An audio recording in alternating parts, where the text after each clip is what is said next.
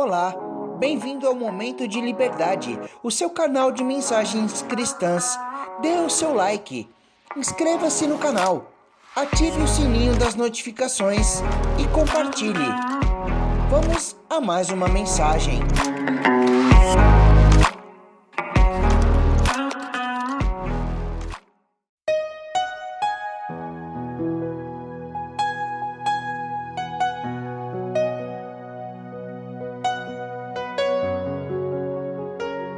Momento de liberdade, sujeitar-se às autoridades. Tito 3, 1 e 2. Está escrito: lembra-lhes que sujeitem aos governadores e autoridades, sejam obedientes, estejam preparados para toda boa obra, que ninguém infamem, nem sejam contenciosos, mas cordatos, mostrando toda a mansidão para com todos os homens.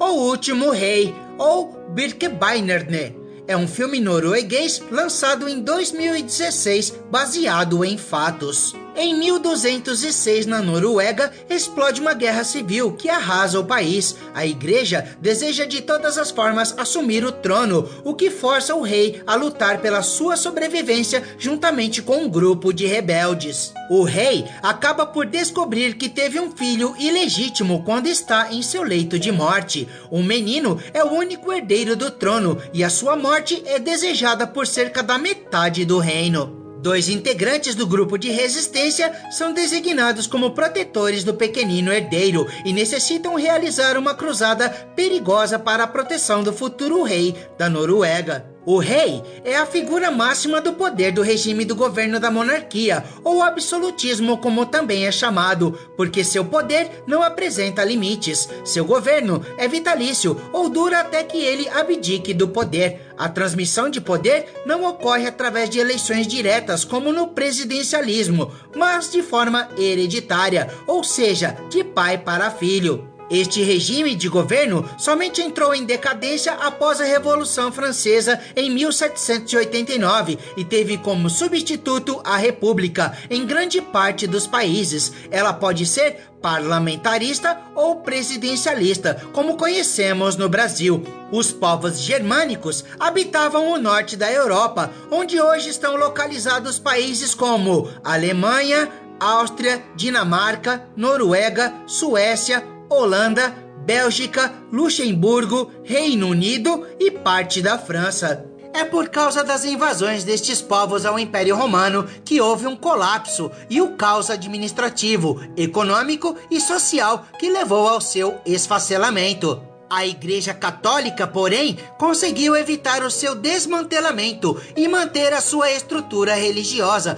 por meio da criação de um Estado e do investir numa expansão do cristianismo entre os povos chamados de bárbaros, por volta da Idade Média, que exercia seu controle em vários segmentos, servindo como instrumento de união em uma sociedade que estava passando por uma aspersão política. Enquanto o Estado, ela era detentora do poder do saber, era centralizadora e contava com o apoio de tribunais eclesiásticos, que além de julgar os seus membros do clero, também exerciam o poder de impor limites sobre os assuntos que eram ou não do interesse da igreja.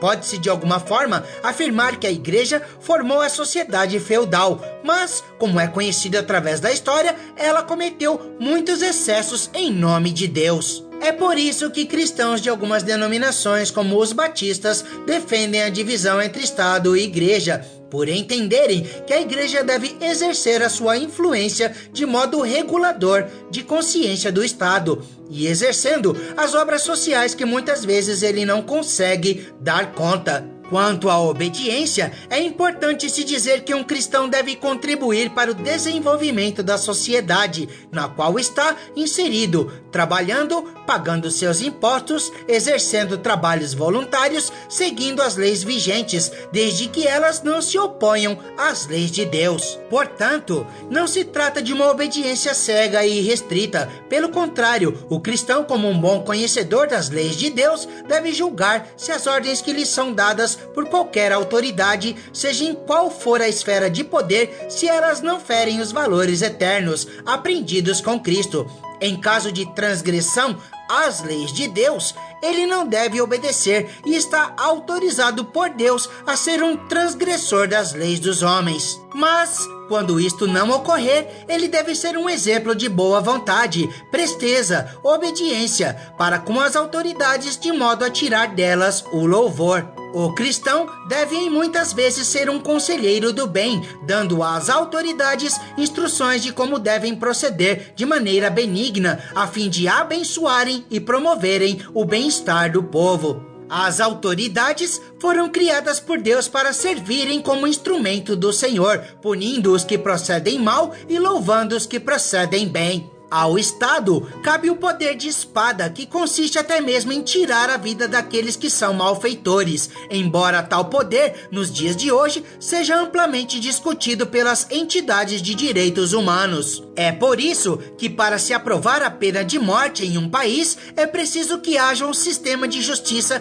que verdadeiramente funcione e seja íntegro, para que sejam evitadas parcialidades e falhas irreparáveis. Aqueles que se rebelam contra as autoridades se rebelam contra Deus, e isto deve causar um temor santo no ser humano. Promover a desordem social é algo considerado muito sério por Deus. O infamar espalhando fake news, em outras palavras, mentiras a respeito de autoridades, é algo que desagrada a Deus. O mais aconselhável é sempre checar as fontes de uma notícia para se certificar de que é confiável, verificar se o conteúdo veiculado é uma informação ou se é apenas uma opinião e somente depois compartilhar com mais pessoas. Procurar denegrir a reputação de uma pessoa sem comprovação de que o que está sendo dito é verdade é considerado crime, portanto, muito cuidado. O próprio Senhor Jesus Cristo foi submisso à autoridade que Deus conferiu a Pôncio Pilatos, pois o Senhor sabia que o seu julgamento estava dentro do plano do Pai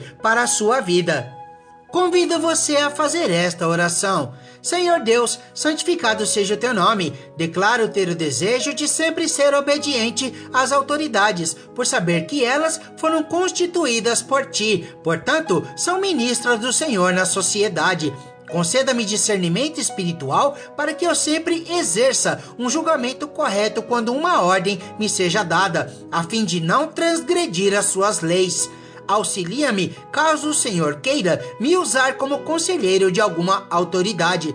Agradeço-te por ouvir e atender a minha oração, segundo a tua vontade, pois eu a faço no nome precioso do Senhor Jesus Cristo.